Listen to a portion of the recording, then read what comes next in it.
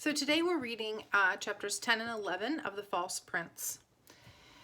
A long silence followed Connor's announcement. This was worse than my darkest suspicions of why Connor might have taken us, and I was at a complete loss for what to do next.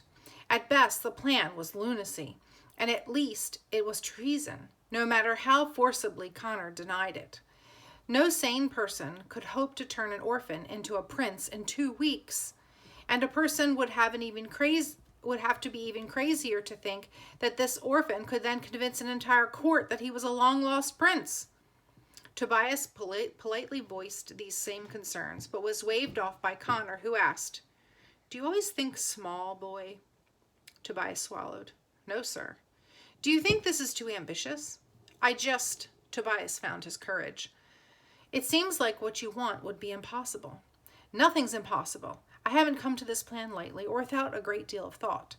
But to succeed, I must have a boy who believes that it can happen." "I believe it," Roden said. I snorted. Connor turned to me. "You don't believe it's possible?"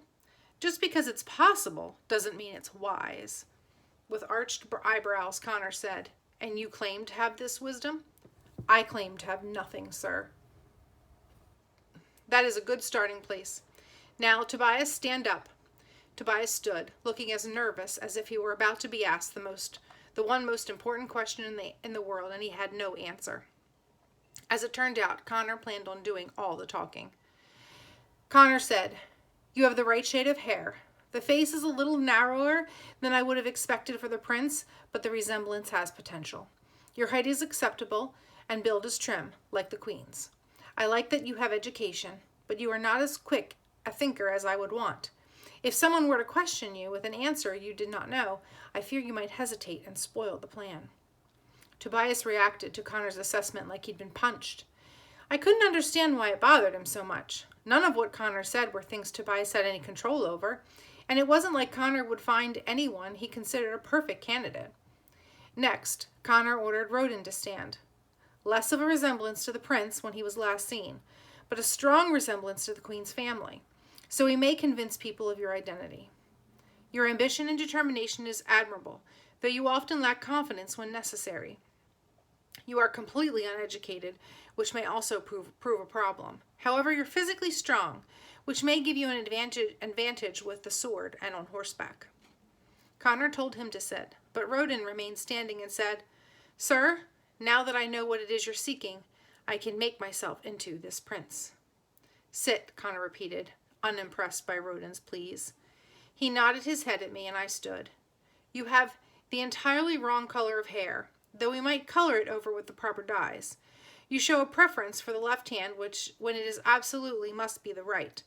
Nor are you as tall or strong as one might expect from the son of King Egbert.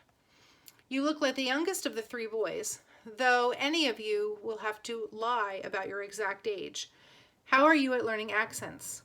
"You ask if I can learn a Carthaginian accent in 2 weeks?" I asked. "You cannot claim the throne of Carthia while sounding like an Invinian." "It doesn't matter," I said. "I don't want the throne.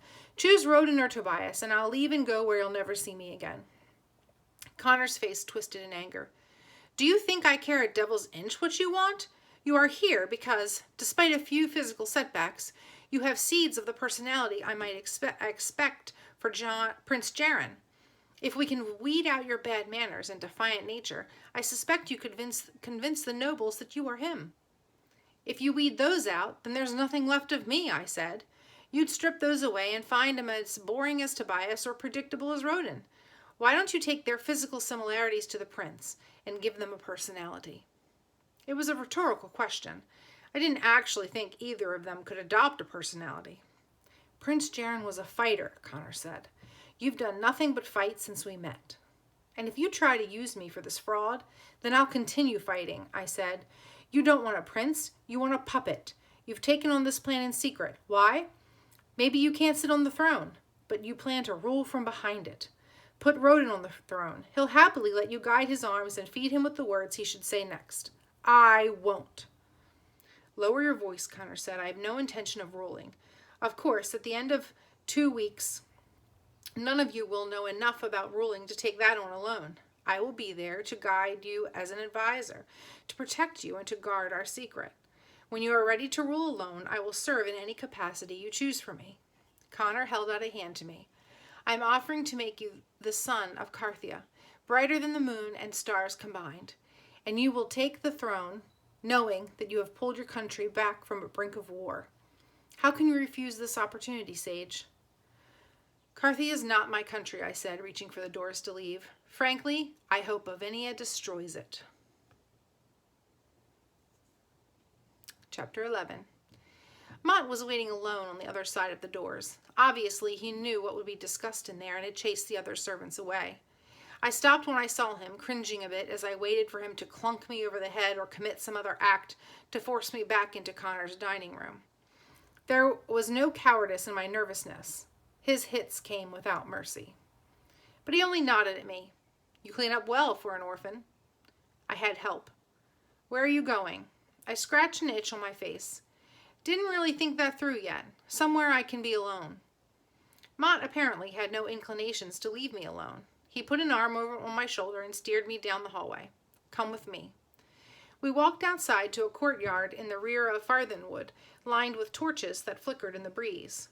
On one wall were several swords. Each were different. One had a larger blade, another was thinner, another was jagged on one side.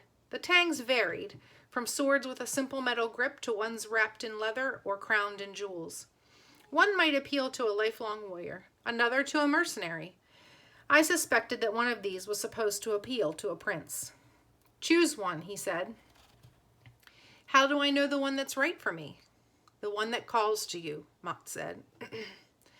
I reached for one with a medium-sized blade, with a wide fuller grooved down the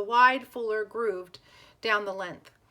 The hilt was wrapped in dark brown leather, and a circle of deep red rubies was set into the pommel.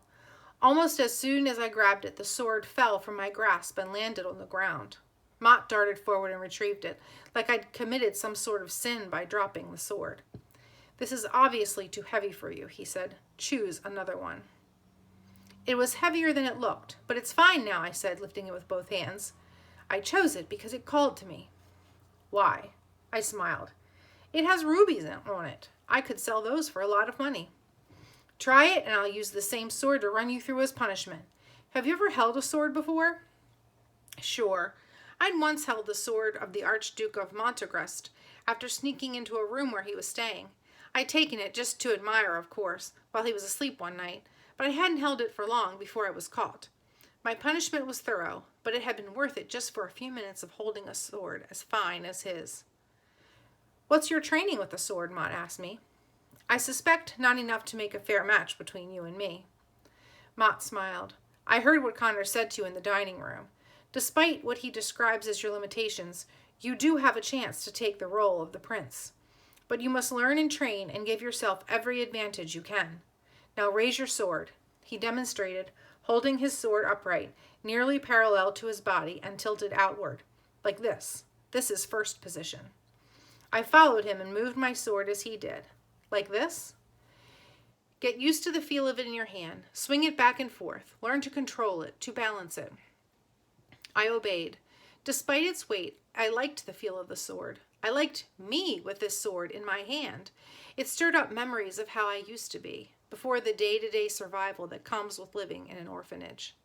"Still in first position," Mott said. "This is where you begin any basic attack." "So I should avoid it then," I said. Mott raised an eyebrow. "Why is that?" "If it's that basic, then it's the first move everyone learns, which means everyone knows how to defend against that one." Mott shook his head. "It doesn't work that way. Sword fighting isn't a chess game where you make one move." "Then so does your opponent." I sighed. "Obviously." Mott pulled a wooden sword off the wall, comparable to mine in length. "Let's test you then. See how you do for a beginner." "Why should I use a wooden sword too?" "No. Let's test you then. See how you do for a beginner." "Should I use a wooden sword too?" That made Mott smile. "Even with a wooden sword, I can still do more damage to you than you'll do to me with that real one." As soon as he finished speaking, he cut a line through the air, past my sword, and hit my shoulder. "Would you at least try to stop me?" he asked. I made a face and thrust my sword at him, but he parried it. Not bad, Mott said, but be bolder. Prince Jarin was known for that. Sounds like he's dead. So whatever his boldness was with the sword, it obviously didn't save him. Nobody could have survived so many pirates, Mott said. Nobody on that ship did survive. And they probably all had swords, I said, swiping at empty air, when Mott took a step backward. So training me with one is useless. Relax your body, Mott said. You're too tense. Why me? I asked, lowering my sword. Why am I here? Why shouldn't you be? Tobias is smarter than me, and Roden is stronger. Apparently, I have only slight resemblance to what he feels the prince would look like today. Mott lowered his sword as well. Tobias may be more educated than you, but I have no doubt you're cleverer. Roden is stronger, but a strong heart will always overcome a strong body. He smiled. And as for the physical resemblance, it would help if you cut your hair and stood up straighter. I can't see your face half the time you're speaking. Now raise your sword. Your problem is that you're trying to hit my sword. Hit me. I'd hurt you. This is a sword fight, Sage. That's the idea. I raised my sword and lunged at him. He stepped toward me and slid his sword up the inside of my blade, then rotated and pushed down. My sword fell from my hand and clattered to the ground. Pick it up, Mott said. After glaring at him for a moment, I picked it up, but I held it blade down, making clear that I was finished with this lesson. He frowned at me. I had you figured wrong. I thought you'd be more of a fighter. Fighter for what? The privilege of getting myself killed one day like Eckbert's family? Even if I did what Connor wants, I'd never feel like a prince. I'd only be playing the part, nothing more than an actor for the rest of my life. But what are you now? Mott lowered his own sword. You put on a facade of toughness, but I've seen you look frightened.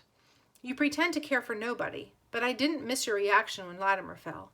And you pretend that you could run from your family in Alvenia without looking back, but I hear the tone of your voice when you speak of them. I don't think you hate everyone half as so much as you claim to. You're an actor now, Sage. All Connor wants is for you to act on behalf of Carthia, rather than yourself. Mott had hit closer to the truth than he realized. I didn't want to think about my fears, or about Latimer, or especially about my family. I handed him the sword and said, Thanks for the lesson, but I'll never be a prince. Interesting that you chose this sword then, Mott said. It's a replica of the one Prince Jarin once owned. If Connor can look at you and see a prince, then it's about time you did the same.